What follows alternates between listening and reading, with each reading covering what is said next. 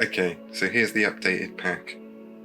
There's been a bunch of improvements, so let's get stuck in. First of all, I've added some embossed numbers here to the sleeve. It just says 20x18650, but it makes it look pro. You can see it better on this empty sleeve here. Also, I put positive and negative symbols on the lid here, and there's a hole for a fuse, which I'll talk about in a minute. Next up, let's take a look at the tray. So I'm now printing this in ABS due to its superior heat resistance and stiffness. You'll see that I've changed from triangles to squares for the holes on each side of the tray. This is because I've optimized my print process to print this tray element by element rather than layer by layer. I also removed some unnecessary plastic, so I'm now getting faster print times with barely any cleanup.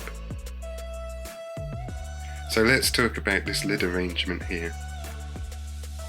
I'm using 3 of these spade connectors, which I've bent over at right angles and sort of clipped to the top of the tray here. So a spade gets soldered to the end of this cable and a connector put on the other end. And then I've got this bit of plastic which clips to the top of the tray. The cables go through these holes, and then I've got some covers I made for the connectors. And then you can clip it to the top of the tray. I've already got the 3rd right angle spade connector on this one. And then yeah, you'll see that these holes are just big enough to let the cable through, but too small for the connector. And in turn, you'll see that these connectors are just small enough to fit through the holes in the lid. And there's the lid assembly. You need to put a fuse in here to bridge the gap between the bus bar and the positive cable. These fuses are cheap by the way, just 10p, so you can have a spare with every pack. I was originally planning to do this with much thinner cable, but some guy said he wanted to put 40 amps through this.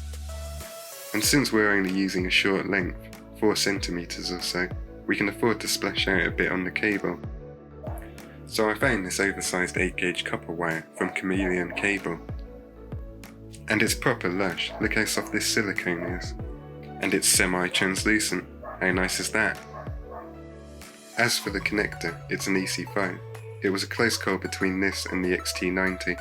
But the EC5 is slightly chunkier and slightly cheaper, and also it comes loose from its housing, which is perfect if you want to create a custom housing.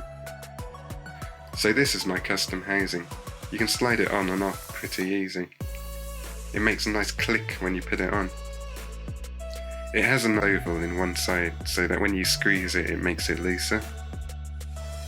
So if you squeeze here, it comes off easier. What makes this great is there's a little gap in here, so you can slip a wire in and trap it when you push the 2 connectors together. And this is a neat and easy way to get your balanced lead connection. It doesn't have to be strong since only a small amount of current is going through here. Okay, so look at these 3 bus bars. The one on the right is old, like 2 months, so you can see this copper's losing its shine real quick. The 2 on the left, however, were made just 2 weeks ago. The difference is that the leftmost one has a thin layer of this dielectric compound applied to it. I saw some people using this to protect their battery terminals from corrosion. Some even claim it improves the connection, though that seems doubtful. Okay, so that's all the upgrades. I'll be starting the beta soon with 2 versions of the pack. The full pack, which I've just gone into detail about, as well as a tray-only version for those who aren't interested in these connectors and whatnot. But for those who are, I'll make various cables and ring lugs available. You probably already spied this on the pack here, so you can connect this battery to an inverter. Here are some examples. This one's a splitter/combiner for multiple battery banks. I'm not planning on offering breakers or isolators, but I did buy some to see how they worked with these ring lugs. This one you can just bolt your lugs into. And yeah, you can combine multiple battery connections on the bottom one here. But I think this breaker looks kind of ugly.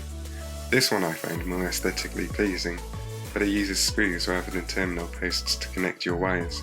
So you have to do something like this, which I think looks good anyway. But I haven't tested these, so I can't recommend either. Just the battery packs.